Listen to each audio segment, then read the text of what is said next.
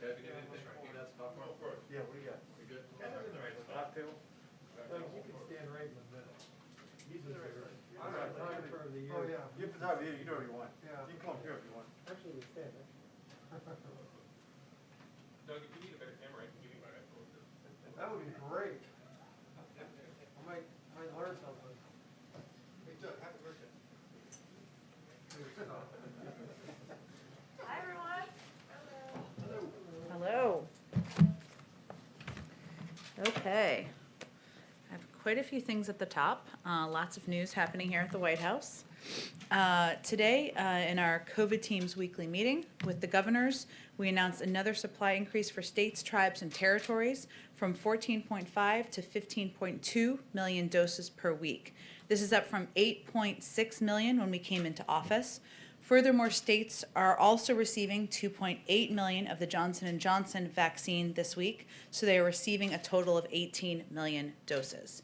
Later today, President Biden will deliver remarks on the status of our COVID-19 response, and he will announce an unprecedented historic step. The two largest healthcare and pharmaceutical companies, Merck and Johnson & Johnson, usually competitors, are coming together to expand production of the vaccine. Johnson & Johnson's vaccine drug substance, as well as increase its fill-finish capacity. They will enter into a historic manufacturing partnership to expand that, I should say. The U.S. government will facilitate this partnership in several key ways, including invoking the Defense Production Act to equip two Merck facilities to the standards necessary to safely manufacture the vaccine, and asking the Department of Defense to provide daily logistical support to strengthen Johnson & Johnson's efforts. And of course, I'll have more to say on that later this afternoon. Also today, the Biden-Harris administration is announcing key conclusions from an intelligence community assessment on the poisoning of Alexei Navalny, as well as measures to hold Russia accountable for this action. The intelligence community assesses with high confidence that officers of Russia's Federal Security Service used a nerve agent to poison Russian opposition leader Alexei Navalny on August 20th, 2020. The use of any chemical weapon directly violates international legal obligations and norms of civilized conduct, and our actions today fall into a number of categories and reflect a whole of government response. We are also working with Congress to ensure we're faithfully implementing the Chemical and Biological Weapons Act.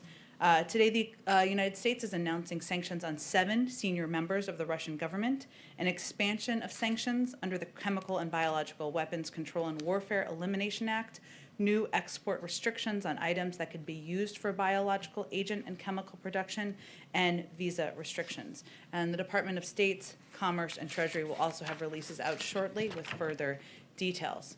As a demonstration of our transatlantic unity and cooperation with partners over the ocean, many of the actions we are taking mirror the steps the EU took in October and match additional EU measures being taken today. We also reiterate our call for the Russian government to immediately and unconditionally release Mr. Navalny. I know you're all interested in what we're doing on the American Rescue Plan and how we're engaging with members of Congress, so I have an update for all of you. President Biden and his team continue to engage closely with congressional leadership and members of the about the American Rescue Plan, including with Republicans. Yesterday, the president met with a group of 9 Democratic senators, and today he's meeting with the full Senate Democratic caucus for their weekly lunch. In the past 2 weeks alone, we've engaged with over 375 members and offices, over 100 of which were bipartisan engagements, and our COVID team has also started bi-weekly bipartisan member briefings with the Senate and House, where, of course, we talk about the American Rescue Plan and the impact it can have.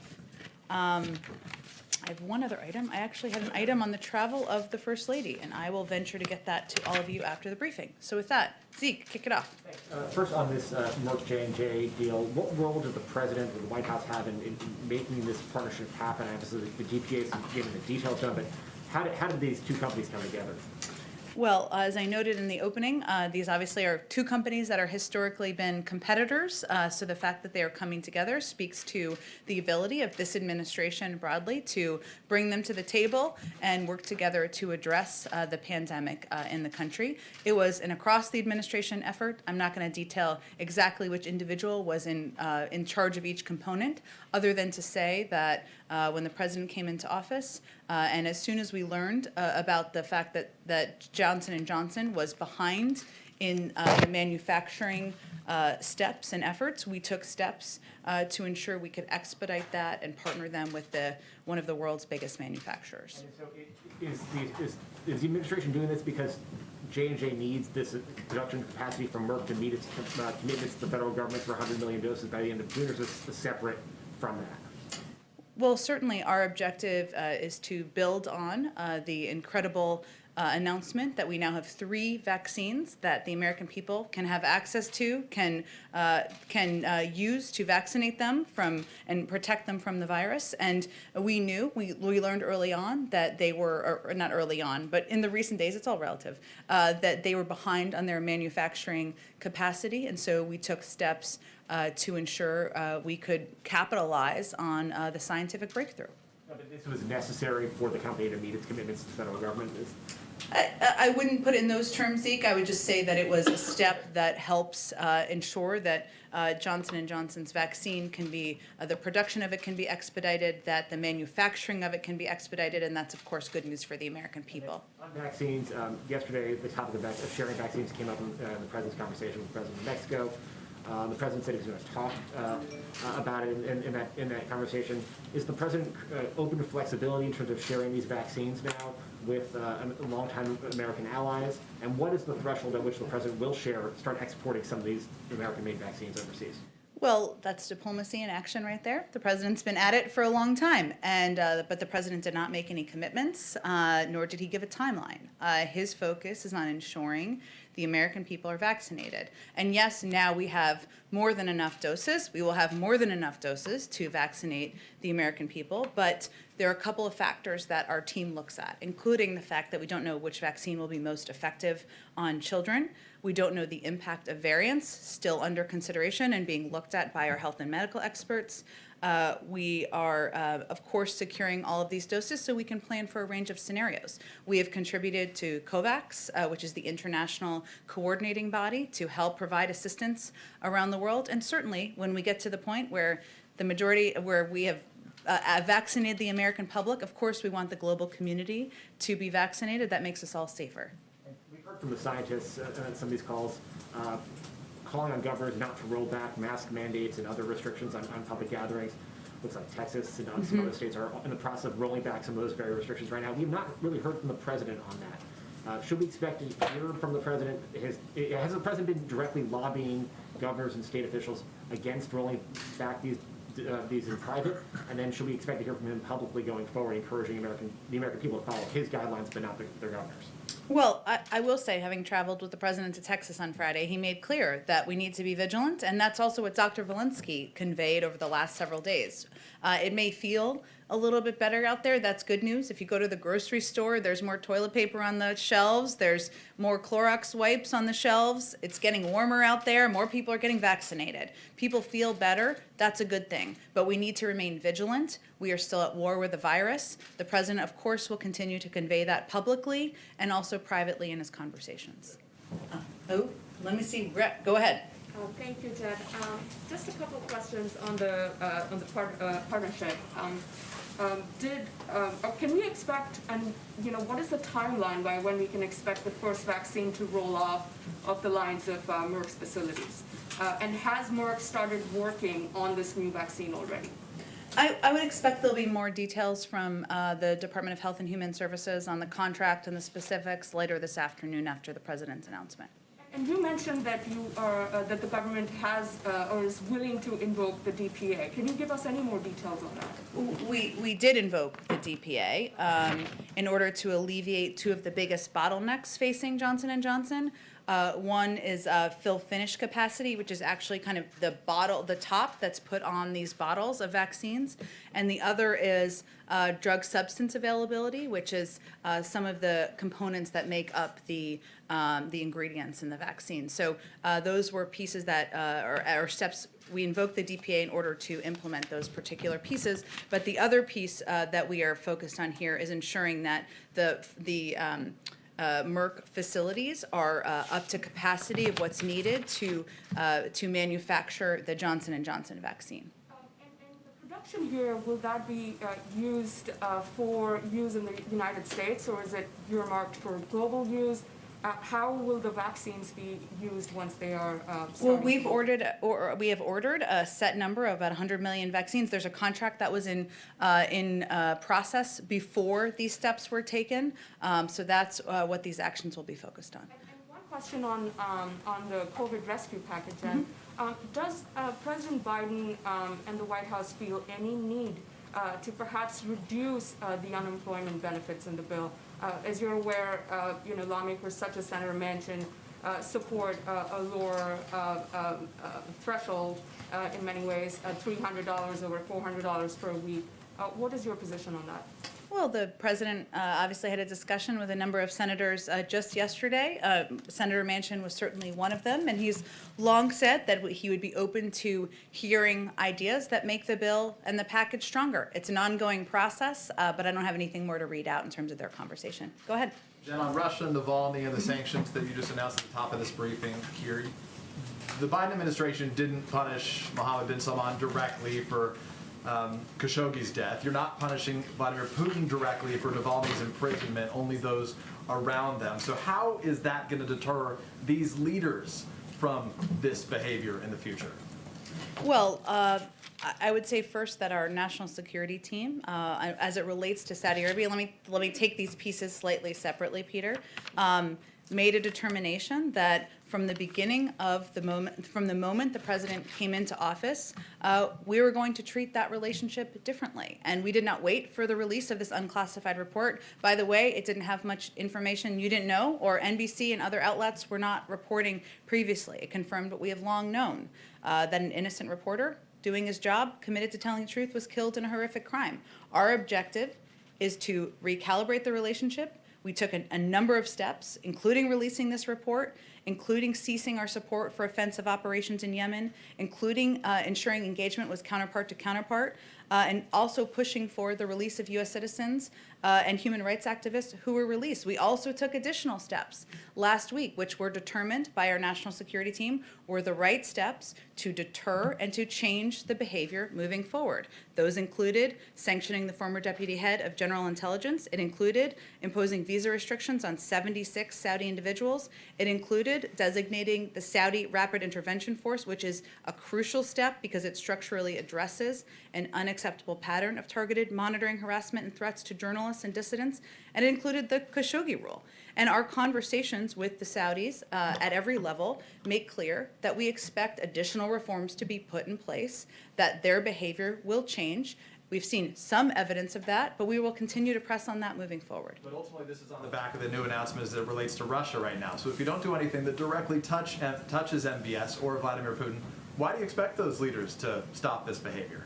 Well, again, Peter, with all due respect, these decisions were made on the basis of decades of experience and consideration by our national security team on what would be most effective in not only deterring actions like this in the future, preventing this from ever happening again, which is, of course, our objective, but also being able to maintain a relationship moving forward. And, of course, we have important work we do with the Kingdom of Saudi Arabia, from intelligence sharing to deterring the actions of militants in the region, and those are in the national interest of the United States. Let me ask you about immigration, if I can. Yesterday, you brought into the briefing room the Department of Homeland Security Secretary, Alejandro Mayorkas, who said the following. He said, "We are not saying don't come to those migrants." He said, "We are saying don't come now because we'll be able to deliver a safe and orderly process to them as quickly as possible." So the message was, don't come now. It sounds like the message is come later. So when should these migrants come?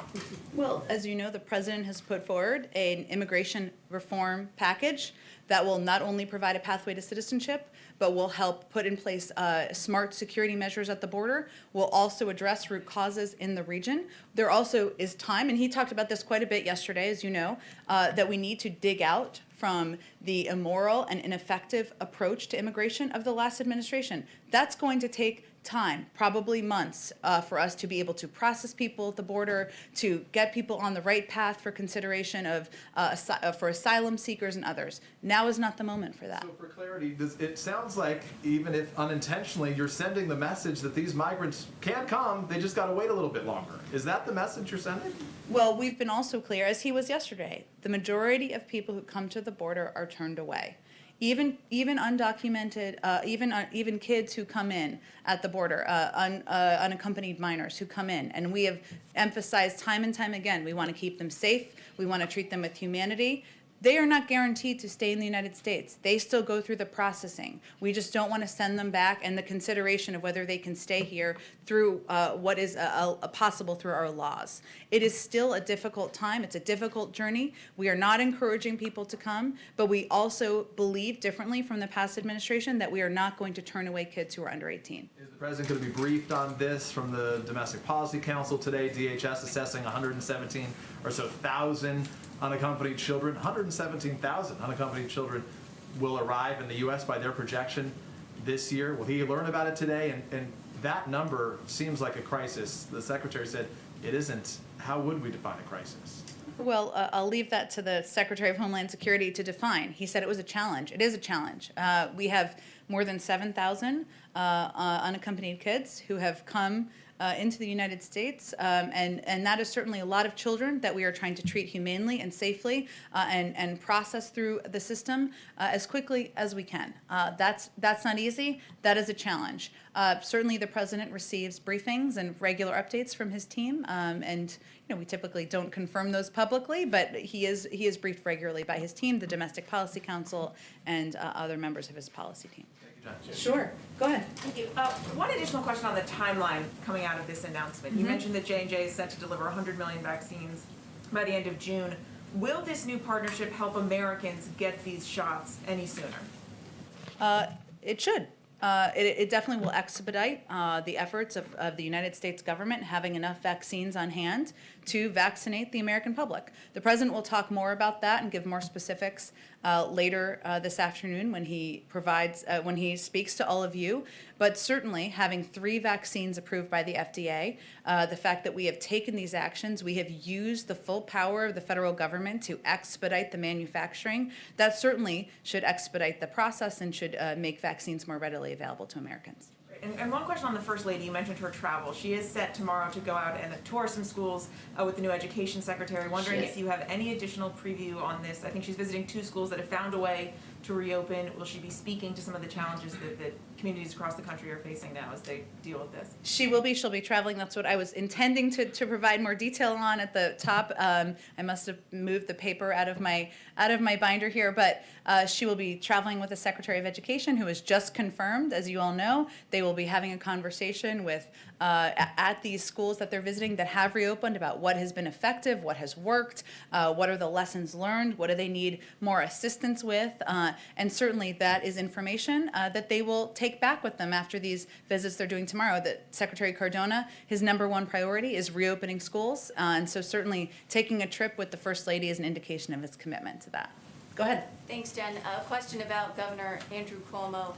Vice President Kamala Harris was one of the most vocal critics of Justice Brett Kavanaugh, of Senator Al Franken when they faced similar allegations. She said repeatedly, "I believe them, the women," but she hasn't said anything about the 3 women who are accusing Governor Andrew Cuomo, and now this third accuser, Anna Rush. She actually worked for the Biden-Harris campaign. So at what point is the first female vice president going to say something about this? Well, I know that's how the vice president continues to feel, and the benefit of doing a briefing every day is that I can certainly speak on behalf of the president and the vice president. And so let me reiterate that they both believe that every woman coming forward should be heard, should be treated with dignity and treated with respect. As you all know, the New York Attorney General will oversee an independent investigation with subpoena power, and the governor's office said he will fully cooperate, and we certainly support that moving forward. But as you know, it's one thing to hear it from you, and it's appreciated, but it's another thing to hear it from the vice president or the president himself. Can we expect to hear from either of them on this topic anytime soon? Well, again, I'm speaking on their behalf. That's how they feel. They're personally both view this as a situation where all of the women coming forward should be treated with dignity and respect and should have their voices heard, and that's the representation of their points of view. And one question on immigration, just to pick up from where Peter left off. I know you have said that you don't want to label this a crisis. Secretary Mayorkas was in here yesterday saying it's not a crisis, but now you have Axios reporting that the administration needs 20,000 beds to shelter these children. Based on our own reporting, 97% of the beds through the Office of Refugee Resettlement are full. So I don't want to sound like a broken record here, but at what point does it become a crisis? Well, I would say I don't think we need to meet your bar of what we need to call it. We had the Secretary of Homeland Security yesterday conveying it's a challenge. We've provided numbers publicly about how serious that challenge is. We, of course, because we are approaching this humanely and we are approaching this in a way where we will keep the children safe in a great break with the past administration, and because we're doing this at a time of COVID, that is even more challenging because most of these facilities are at 40% capacity, hence the number of beds that are being utilized. But again, we're going to approach this without labeling. We're going to approach this with policy, with humanity, and with a focus on what we can do to keep these kids safe and get them in homes as quickly as possible. Go ahead. I was wondering first on the Merck and Johnson announcement, is the administration in talks with any other vaccine manufacturers to pick up either on the Johnson & Johnson vaccine or Pfizer or Moderna to get more doses out right now? I don't think we have anything to preview for that, on that for you. I will say that the manufacturing process for Pfizer and Moderna does not allow for smooth transfer from one manufacturer to another in the same capacity. So this was a step taken because the Johnson & Johnson vaccine is a more traditional vaccine, and Merck's experience manufacturing other vaccines will allow it to scale and effectively produce the Johnson & Johnson vaccine. And then I wanted to follow on a question you got yesterday about the Johnson & Johnson vaccine.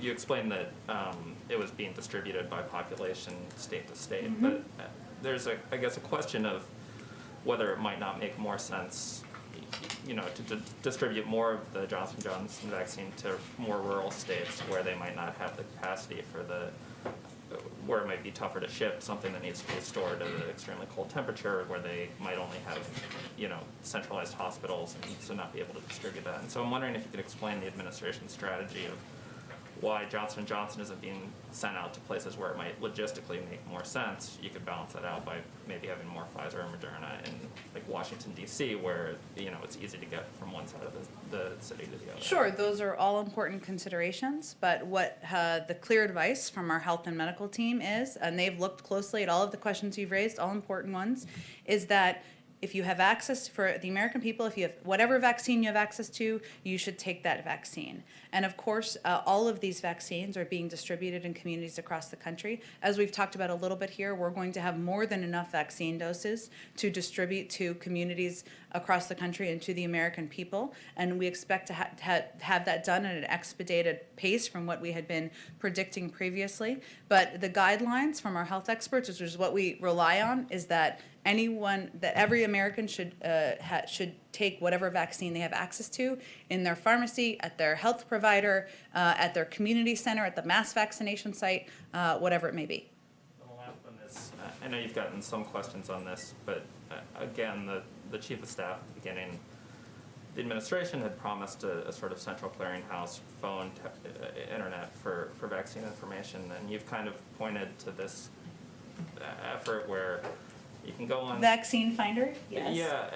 Well, I guess this is my question: is like, do you find that to be sufficient? Because I think what we're hearing a lot from Americans is that it's, Americans who want to get this vaccine is it's extremely hard to navigate getting Yeah. an appointment. It's not really functioning. And one promise of your administration was, we're going to federalize this. We're going to be a central clearinghouse. We're going to kind of step in and help what has been scattershot. So You're right, and the Vaccine Finder website is available in about a half a dozen states. There are also websites in many states that provide access and provide guidance for people looking for where they can get a vaccine and access. So that is true in different states across the country as well.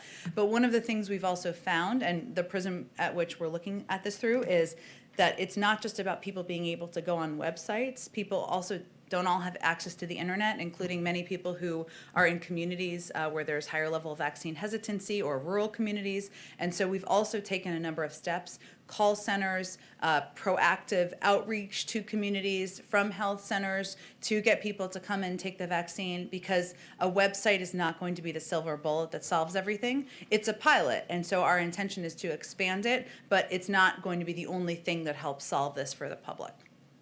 Go ahead. Two questions, follow up on the vaccine and then a Navalny question, if I might. On the timing of the administration's efforts to help pull this deal together, you said that it was within, I think, the last few weeks. Is that what you had said? We wrote our first story at the New York Times about a possible partnership between Merck and J&J for manufacturing on January 21st. That was when it published. So, and my understanding is that talks between those companies had been in the works before that, even in terms of sort of the corporate discussions between them. So, I mean, could you help explain how it is that the Biden administration deserves credit for bringing these two together when it looks like the discussions had been underway long before you guys got here? Well, Mike, just to be clear, I'm talking about when it was finalized so that we could move it forward. Of course, there are conversations between companies, but in terms of getting it to a point, and obviously the Johnson & Johnson vaccine was only approved last weekend, right? And we were waiting on the FDA to make the final approvals of the vaccine. But there's a difference between conversations and it moving forward, and the use of the Defense Production Act, which is something this president and not the prior president committed to invoking, and also the commitment to help upgrade or help get the manufacturing facilities to the place where they needed to be in order to produce the vaccine. So I'm only conveying what got it across the finish line, and I think it's clear that has only happened relatively recently, but certainly the history of conversations between Merck and J&J long before the J&J vaccine was even approved, you certainly might have more information on than I do. Second question on the timing of all of this. It's our understanding that the time that it's going to take Merck to spin up the production of any kind of either the finish and then also the production of the vaccine itself is months from now. I mean, the phrase fourth quarter has been talked about, which would seem to undercut your assertion, I think, to a couple of questions earlier, that this partnership in particular is going to have any benefit to the 100 million dose pledge, right? I mean, if your 100 million dose pledge is by the end of July, and Merck's production isn't going to get started until September, October, November. The contract is by the end of June, but I expect the president will have more to say this afternoon on the impact on the timeline. Okay. And then one question on the Navalny and Russia sanctions. The Russia was sanctioned in very much the same way in the wake of the previous poisoning that was attributed to Putin and the Russian government, and those sanctions essentially were ignored, right? I mean, we now have the Navalny poisoning that came despite the sort of series of similar sanctions that were imposed. So I guess the question is, and I think maybe Peter had a similar question, but what is it that gives your national security team a level of confidence that some different outcome is going to happen from essentially doing the same thing that was done before? I mean, is there something that we all don't know about why this is going to be effective, these limited steps, when essentially they weren't effective before? Well, first, the announcement we're making today was done in harmony with the EU announcement. It was not meant to be a silver bullet or an ending to what has been a difficult relationship with Russia. We expect the relationship to continue to be a challenge. We're prepared for that. And we're neither seeking to reset our relations with Russia, nor are we seeking to escalate. There's also an ongoing process, as you know, to consider a number of steps of concerning behavior taken by the Russians that is still ongoing. And we made this announcement because we wanted to do it in a timeline aligned with the European Union, which does send a powerful message. But we're not naive about the challenge. We continue to believe it's a challenging relationship. The president made that clear and made clear what our focus is when he spoke with President Putin, and that review is ongoing. And we, of course, reserve the right to take additional steps and take additional actions at the conclusion. So just one final thing. So is that essentially a concession that you recognize that the steps taken today are not likely to prevent further attempted assassinations by Putin or the regime? No, I appreciate the option. I'm certainly not making that concession. I'm conveying that it was taken today in order to be in the same timeline as the European Union. There is an ongoing review. We reserve the right to take any additional actions at the conclusion of that review. And just reiterating that the tone and the tenor and the type of relationship that this president intends to have with President Putin will be quite different from the last administration. Go ahead. Yes, Jen, sort of following up on that, you had mentioned also being able to maintain a relationship moving forward with Russia despite the sanctions. What specific areas are you considering, such as Iran, Syria, the START talks? Can you be a little specific? Well, we, of course, we already signed the extension on New START a couple of weeks ago. That is a good example, and that is an example of where engagement is in the interest of the United States and in our national security interests. There are also areas, some of which you touched on. Of course, depending on where things land with the invitation for diplomatic talks on Iran, Russia is a P5+1 partner. They were as we pursued the JCPOA under the Obama-Biden administration, and they certainly would be a key partner if that diplomatic process were to move forward. So the point is, there are areas where we disagree. There are areas where there's significant challenge. There are also areas where we are going to work with the Russians, as we would with most global partners, when we need to take steps that are in the interest of the United States. And just one more, if I may, some unfinished business with Democratic Party lawmakers who are still peeved about this lack of congressional notification. Senator Tim Kaine says, I learned about it on the news, and he's a member of the Armed Services and Foreign Relations Committee. He says, I don't think I should be learning about it this way. What do you say to Senator Kaine and others who are upset on the Hill? Well, I know that statement was from a couple of days ago. I would say that there were notifications done of committee chairs. I don't have any more specifics on that. There was also additional notifications and conversations that happened on Friday, and we've made an offer of classified briefings for anyone who would meet that bar. Senator Kaine is a important partner for this administration. He's somebody the president has known for quite some time, and we look forward to continuing to work with him on a range of issues. Go ahead. Thank you. Either we're not going anywhere. Go ahead. Okay. We're seeing a couple questions on COVID. We're seeing reports out of Kansas and Missouri that small rural areas are receiving large quantities of doses, and that larger urban areas are receiving smaller shipments of doses relative to their populations. And so I'm wondering if the White House is satisfied that state and local governments are doing what they need to do in terms of ensuring vaccine equity.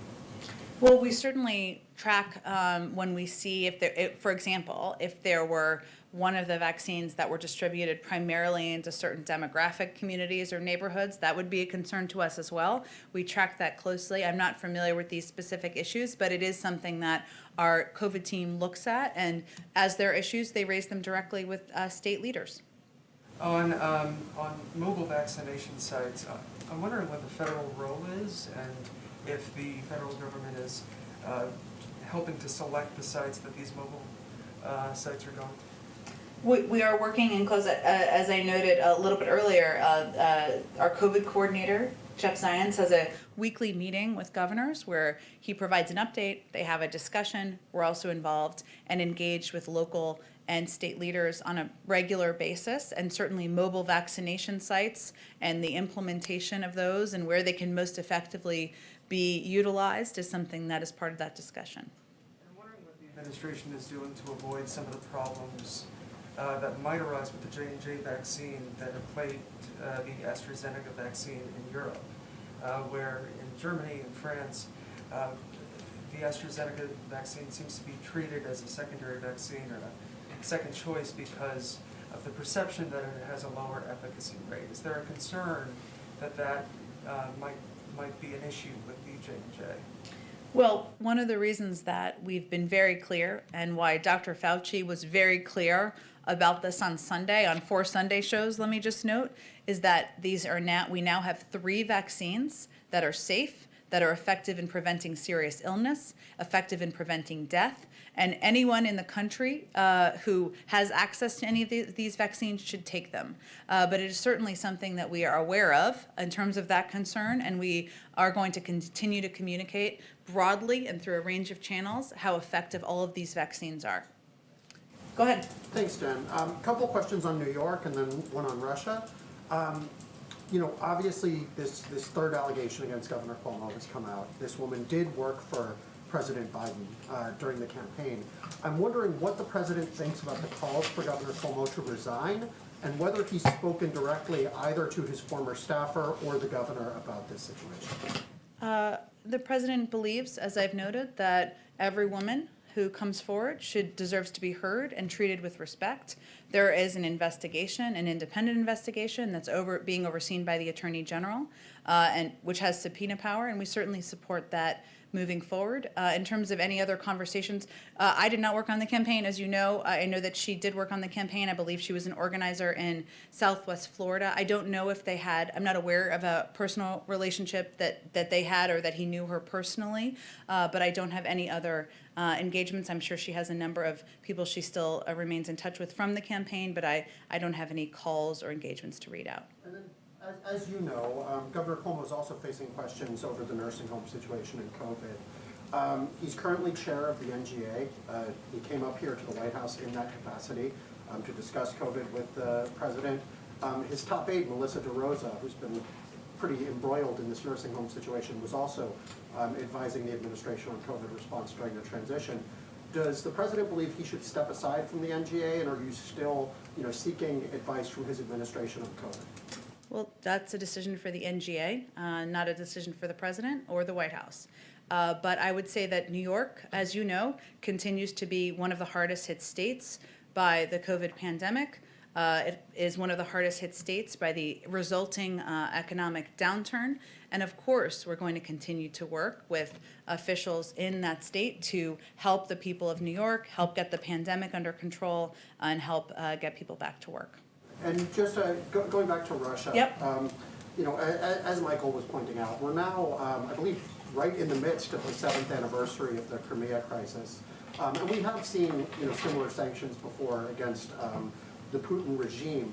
I'm wondering if you're considering anything, what's the next step? What could be beyond sanctions? And also, as this discussion is happening, is the administration factoring in the captive Americans, Paul Whelan and Trevor Reed, in their response to this and in potential future actions? Well, of course, we raise the fact that American citizens are held by the Russians at every opportunity and at every level.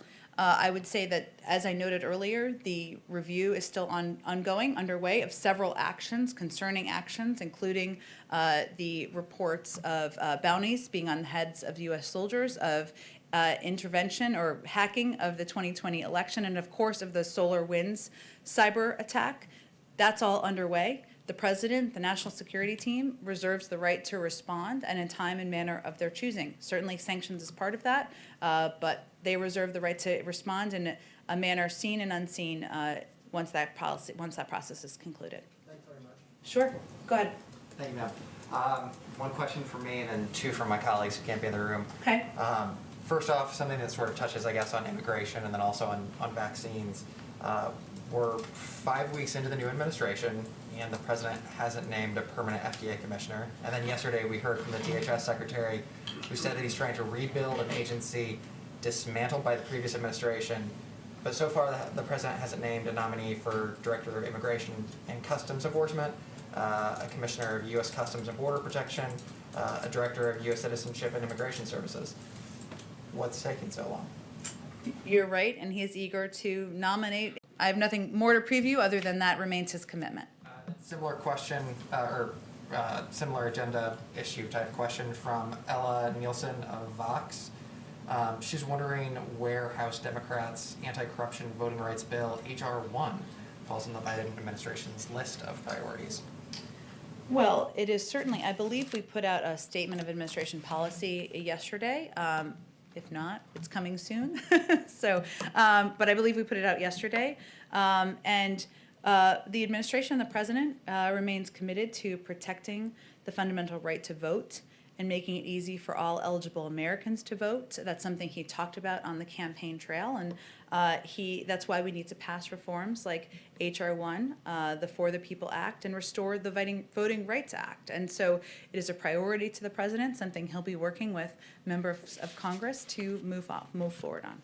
Quick follow-up from my question yesterday in terms of the virtual visitor logs. Sure. You released the names of the Democratic senators who were speaking with the president virtually. Is there any discussion about making that standard operating procedure, as in he has a virtual meeting, you release the names, or should we expect to ask you each time there's a meeting? We proactively, I can't even think of a meeting we haven't, but we plan to proactively release, as we did yesterday. I think when I said that, it was released while I was up here, which is sort of a magical moment, but I didn't really have anything to do with that. We were intending to release the names. We will release the names of members that he meets with.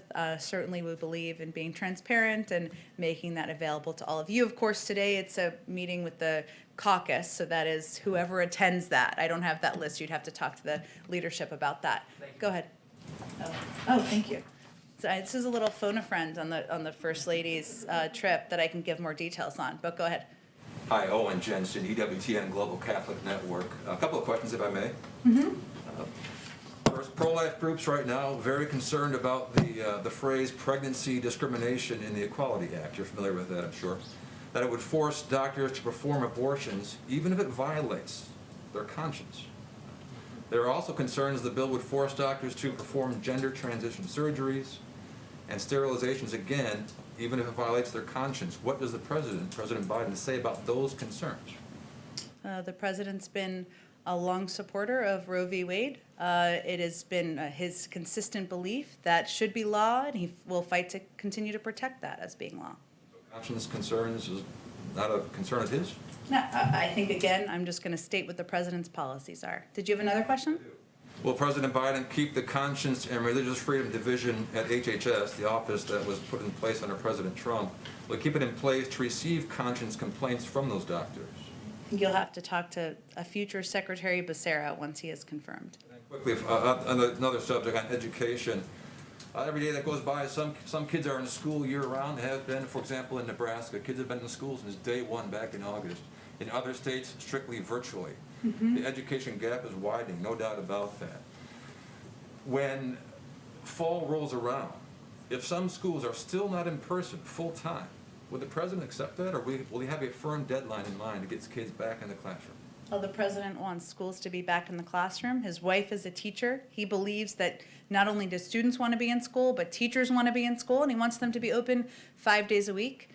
He put, there were CDC guidelines that were put out. We now have a Secretary of Education. As of just yesterday, this will be his #1 priority, and certainly the president looks forward to having schools open across the country. He does not have a firm deadline in mind for when kids should be back. I know he can't demand it. He can't do that. I realize it's up to school districts, but certainly he can create a sense of urgency, right? Well, one of the steps that you could certainly advocate for is or any of these folks could advocate for, is the signing of the American Rescue Plan, which has $160 billion in it to help ensure schools can make the changes to their facilities, can hire enough teachers so that they can have socially distant kids in classrooms, so that they can have enough bus drivers, and that's an important component of getting this done as well. Go ahead. Thank you, Jen. I have two questions. The first one, I just want to go back on this concept of vaccination, vaccine diplomacy.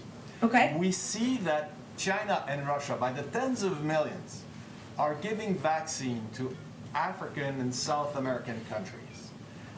We understand, because you repeat this every day, that the president wants first every American to be vaccinated. But at what point, at what moment, aren't you worried that the U.S. are going to be left far behind, and Russia and China will have made major successes with these countries? Well, let me first say that we've also made a major contribution to COVAX, which is an international body coordinating the safe, equitable, fair distribution of vaccines across the country. That is across the world, I should say, I'm sorry.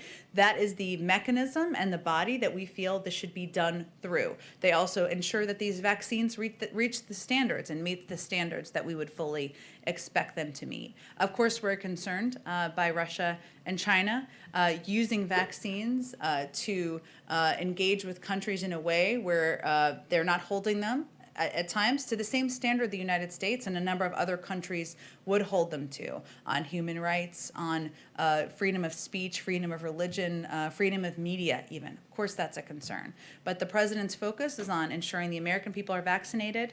Once we are, and of course we look forward to engaging with and continuing to engage with and contributing to the global community's effort to do that. But our first priority is vaccinating the American people. And my second question is on FBI Director Chris Wray in Congress today recognized, said that what happened on January 6th at the Capitol was domestic terrorism. It sounds like the review is done. The review you talked about a month ago, remember Canada. I do remember, but the president also called it domestic terrorism on January 6th, so he agrees. The review is not concluded. That's a 100-day review. They're looking at not just one incident, but many incidents. They want to do it comprehensively, not through a political lens. And when that's concluded, I'm sure we'll have more to say. So you're not ready yet to say, just like Canada a month ago, that the Proud Boy is a terrorist organization? Again, I think that we're going to conclude the review.